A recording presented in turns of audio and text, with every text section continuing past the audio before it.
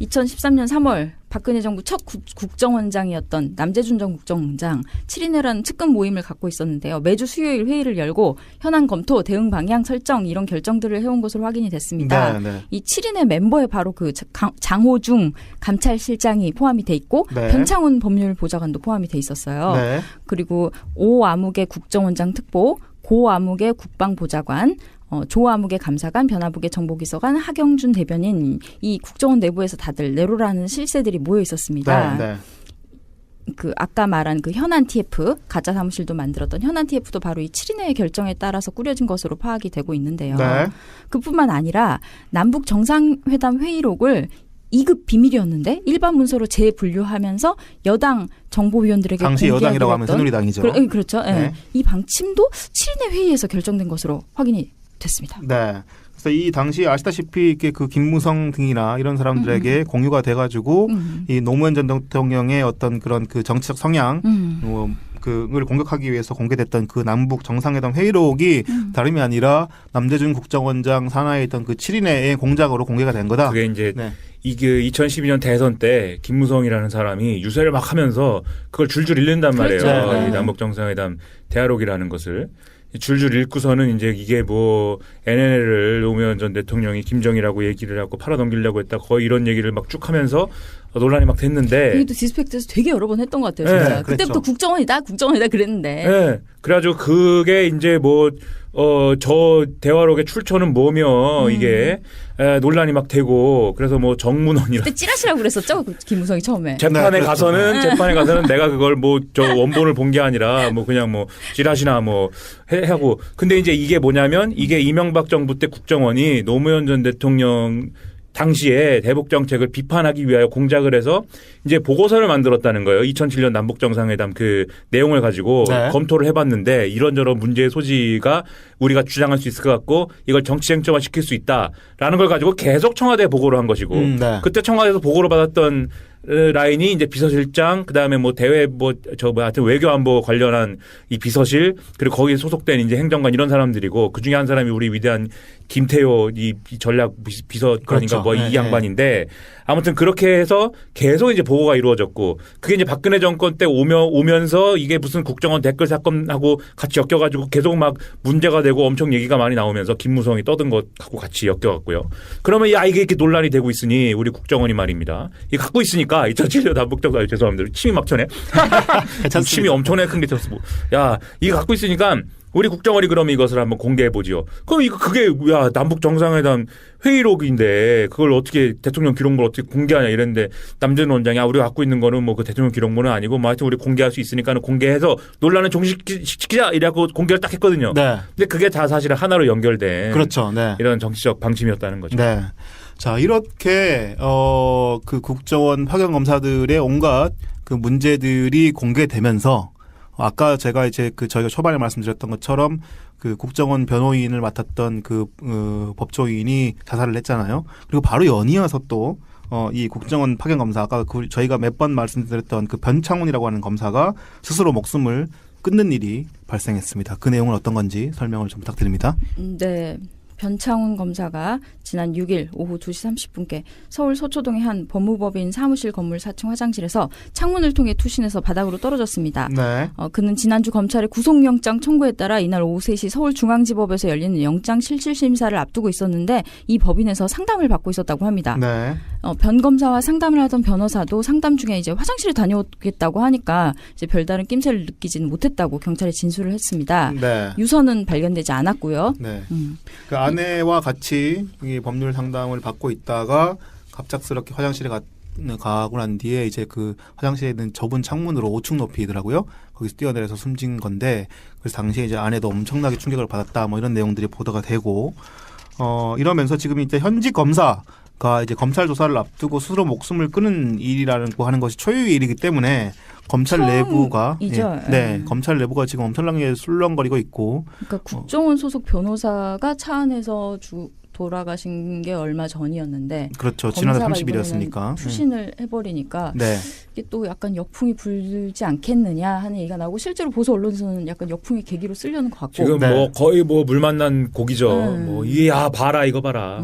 이렇게 적폐청산이 사실상 정치보복인 적폐청산 이렇게 검찰 시켜갖고 하명수사 시켜가지고 막 그냥 윤석열을 데려다가 칼을 막 휘둘르니까는 검사도 자살하고 뭐 다 네. 자살하고 몇 명이나 죽이려고 이러세요. 죽음의 구판을 멈춰라. 네. 남재준이 버럭버럭 하더라고요. 그래서 그걸 남재준이 보고 그 그래 남재준이 핵심이 맞구나 이런 생각이 남재준이 들더라고요. 저 검찰에 출석하면서 부들부들하면서 제가 한 말씀 목이 왜 쉬었는지 너 태극기 집회 가서 떠들어갖고 목이 쉬셨는지 제가 한 말씀 드려도 되겠습니까 이러면서 우리 나라를 위해 일한 거밖에 없네 뭐 이러면서 뭐 떠들었어요. 그래서 아니 그거 말고 저기 남재준 원장님 저기 그 특수활동비는 그 어떻게 하신 거야? 쓸데없는 소리 하지 마. 쓸데없는 소리래. 그거 수사받으러 왔잖아. 조사받으러 왔는데 왜 그 쓸데없는 어떻게 보면 이 후배 검사의 책임이 있는 거 아닙니까? 죽음의 책임이 있는 거죠. 그럼요. 네. 그런 사람이 이렇게 그리고 지금 또 이 보수 언론들이 변창훈 검사 뭐 돌아가신 분에게는 죄송한 얘기지만 네. 변창훈 검사의 또 미담성 얘기를 다 이렇게 쓰면서 이렇게 훌륭하신 분이었다. 국가만 아시는 분이고 국가관이 추천한 분이고 참 자애롭고 너그러우시고 우리가 검찰이 압수수색을 하러 갔는데 글쎄 야 우리 후배 검사들이 왔는데 줄 건 없고 과일이라도 하면서 칼로 과일을 깎아주더라. 뭐 이런 감동 스토리 이런 거 막 하면서 말이죠. 네. 그리고 심지어 이렇게 그 중앙일보와 조선일보 등이 지금 연이틀 빈소 표정을 이렇게 전하면서 그 문무일 검찰총장이 이렇게 빈소를 샀고 이렇게 눈물을 흘리면서 조문을 했는데 그 자리에서 한 현직 지청장이 되게 그 고위직인 검사죠. 이렇게 술에 취한 상태에서 너희들이 죽였다 뭐 이렇게 소리를 질렀다. 이 양반이 간이 벗어요. 어디 그 총장이 왔는데 거기다 대고 너희들이 지금 문무일이 뭐 장난 같습니까? 지금 문무일이? 네. 지금 그렇게 술에 지금 취했다잖아요. 네, 소리를 지른 보도가 술에 그 취하면 아무것도 7일 아침자 보도 중앙일보에 나왔고 그러자 또 뒤질세라 조선일보가 8일자 보도에서 그 이 수도권의 한 그 지검 평검사 목소리를 이렇게 인용해서 수사가 과하다는 얘기가 검찰 안에서도 많았다. 이러면 검찰은 매번 정권의 충견이라는 소리를 들을 수밖에 없다라고 하는 그런 아주 강력한 멘트를 받아가지고 이거를 제목으로 뽑아서 그 기사로 올렸더라고요. 그래서 이렇게 기사를 올리는 이유는 결국은 뭐냐? 문재인 정부의 적폐청산이라는 것이 결국 이런 그 정치 보복일 뿐이지 어떤 대의를 가지고 하는 게 아니다라고 하는 거를 지금 흠집내기 위해서 이렇게 지금 이렇게 보도를 이어가고 있는 그런 상황으로 이어지고 있습니다. 그리고 요 변창훈 검사의 억울 스토리가 계속 나오는데 네. 이 얘기를 들어보면 뭐 그런 얘기예요. 자기가 이제 뭐 국가를 위해 한 것이고 나라를 위해 한 것이고 그리고 이 현안 TF라는 것의 가담 정도가 사실은 그렇게 크지 않았다. 뭐 그거 수사해봐야 알겠죠, 근데 네. 크지 않았던 것이고 그 다음에 이제 자신이 이제 그 자살한 정모 변호사 이 사람하고 뭐 통화를 수차례 하고 이런 것들이 이제 언론에 보도가 됐는데 그 사람이 자살하기 전에. 그러니까 뭐 이거 보도만 보면은 야, 이거 한통속이고만 그런 건데 자기는 전화를 해갖고 뭐 위로를 한 것이고 이렇게 혹시라도 극단적 선택하지 마라 뭐 이런 얘기를 한 것이고. 네. 그 다음에 이제 또 여튼 뭐 이 수사팀이 아니면 알 수 없는 내용들이 뭐 보도가 되고 이래가지고 자기는 뭐 극단적인 배신감을 느꼈고 뭐 이런 얘기예요, 그게. 네, 네, 네. 근데 뭐 제가 뭐 돌아가신 분이니까 죄송한 말씀이지만 솔직히 변창훈 검사가 누군지 뭐 누가 아냐고요. 네. 몰라요. 모르고 구속영장을 통해서 구속이 되셨으면은 뭐 맨날 검사들이 하는 얘기 아닙니까? 구속이라는 게 곧 뭐 유죄라는 건 아니고 그렇죠. 네. 증거인멸과 도주의 우려가 있어서 수사하는데 제한이 있을 것 같아서 이제 구속시키는 거니까 그럼 구속된 상태 이후에 뭐 재판을 받고 수사를 받든지 재판을 받든지 해서 자기 어떤 지은 죄만큼 뭐 죄를 받으면 되는 거 아니에요. 네, 네. 그런 과정이 뒤에 있잖아요. 그럼 그런 과정을 거쳐서 내 억울함을 어쨌든 증명하면 되는데 변창훈 검사가 뭐 연예인도 아니고 지금 네. 연예인이어서 이게 뭐 수사 상황이 막 보도가 돼가지고 엄청난 명예훼손을 당해가지고 앞으로 뭐 이 앞길이 막히는 것도 아니고 그러면 되는 건데 너무 그것이 분하고 너무 억울해서 지금 자살을 선택했다. 네. 이 심리 구조가 뭐냐 이게 의문이라는 거죠 저는. 네, 네. 이게 현안 TF에 어쨌든 가갖고 봤으면 이게 왜 법을 아시는 분이 딱 봐도 뭐 나오는 거 아니에요 진단이 이게 웃기는 일이다라는 게. 네. 그럼 웃기는 일이다라고 했으면 지금 수사에 잘 협조를 하셔가지고 그러한 것들이 참 잘못된 것이었다라는 거를 증언을 하시고 이게 나라가 잘 되게 자기가 그 국가관에 추천하시다니까 나라가 앞으로 잘 되게 그렇게 하시는 방향으로 하는 게 맞지. 네. 나는 억울하고 검찰이 나에게 모욕을 주고 해서 스스로 죽어야겠다.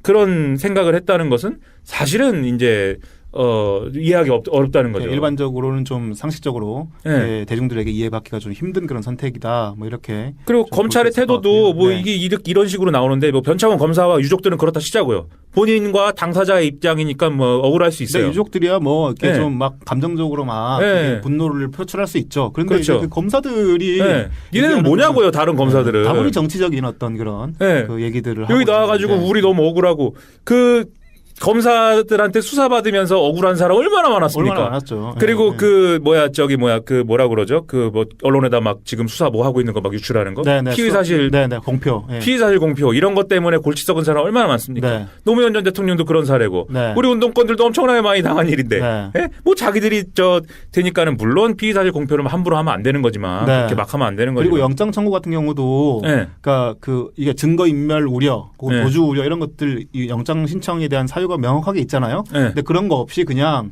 뭐 자기들의 수사에 협조를 하지 않았다든가 네. 아니면 좀 감정적으로 얘는 좀 나쁜 놈이라든가 뭐 이런 판단에 따라서 그 다분히 어떤 그런 정치적 판단에 따라서 영장을 청구하고 말고 하는 그런 판단을 내렸던 적도 상당히 많거든요. 그렇죠. 네, 그리고 이번 변창원 검사 사건에서도 검찰 내부의 목소리를 들어보면 어떤 얘기가 나오냐 하면 이게 다분히 정치적인 어떤 그런 그 선택 때문에 이들에 대한 영장을 청구할 수밖에 없었다는 얘기들이 나오는 겁니다. 왜 그러냐 하면 국정원 그 하부 직원들이 먼저 수사를 받고 그들이 대체로 그렇죠. 이제 구속영장을 받고 청구받고 이제 영장 구속돼서 지금 수사를 받고 있는 상황이란 말이죠. 네. 그런데 만약에 국정원 파견 검사들을 영장을 안 치고 네. 그냥 이 사람들은 불구속 수사를 하겠다라고 얘기를 하면 제 식구 그러면은 감싸기고 그 제 식구 감싸기다 이런 얘기가 나오지 않겠어요? 검사는 뭐 어쩌고. 네. 그러니까요. 당연히 이제 뭐 그 사정을 또 자기들이 다 알면서 네. 이 개기는 거죠, 뭐. 그렇죠. 그런 상황에도 불구하고 이렇게 지금 자기들만 억울하다 이런 방식으로 지금 검찰들이 집단적으로 반발하고 있는 것은 상당히 좀 바람직하지 않아 보이고요. 더군다나 여론도 안 좋아 죽겠는데 말이에요. 네. 진짜 우병우 재판 자꾸 나가고 이러는데. 네네네. 가짜 질문하느라 고생 많으시다는데 지금. 네. 그리고 심지어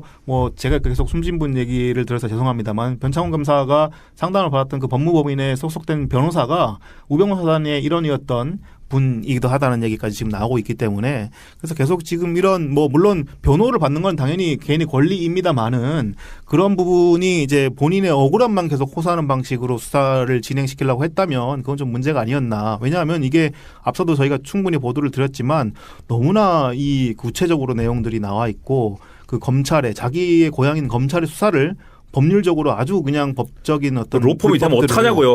그거 불법적인 파견이 된 행위들을 건- 자행해가면서 했던 구체적인 그런 내용들이 나와 있기 때문에 범행 사실이 너무 자명한 거고요. 그리고 너무 여러 가지 얘기가 나오는데 검찰에서 그런 네. 얘기가 나온다는 거예요. 이게 오버한 것이다. 어쨌든 간에 네. 국정원의 파견 검사라고 했을 때는 국정원 내부에 무슨 그런 로펌이 되자 이렇게까지는 안 가야 되는 것인데. 이전에 그게 검찰 내부의 얘기들을 쭉 들어보니까 네. 그 국정원의 파견 직원들은 항상 검사들이 갔었대요. 네. 갔는데 항상 거기 가면 그냥 섬이었답니다. 그러니까 그렇죠. 왜냐하면 국정원 검사들이 국정원은 여하튼 가끔씩 이제 좀 뭐 우리가 일반적으로 알다시피 좀 불법적인 일도 하는 곳이고 그러면서 네. 그게 뭐 문제긴 하지만 그런 불법적인 일들이 가끔씩 자행돼 왔잖아요. 그런데 이전에 검사들은 본인들은 결국은 이제 검사이기 때문에 다시 어쨌든 서초동으로 돌아와야 될 사람들이고 그런 사람들이기 때문에 굳이 그 불법적인 일에 개입하면 나중에 흠이 잡히지 않습니까? 그렇죠. 그렇기 때문에 그들은 개입하지 않고 항상 그냥 국정원장이랑 대면하고 자기 사무실과 국정원장 사무실만 왔다 갔다 했다는 거예요. 그런 불법적인 일은 사실은 알아도 안 되는 거죠. 그 논리에서는. 네, 왜냐하면 그렇죠. 알면 그것은 기소해야 되는 거니까. 네, 검사로 네. 돌아가서 그거 수사해야 되는 네, 거죠. 네. 그런데 이제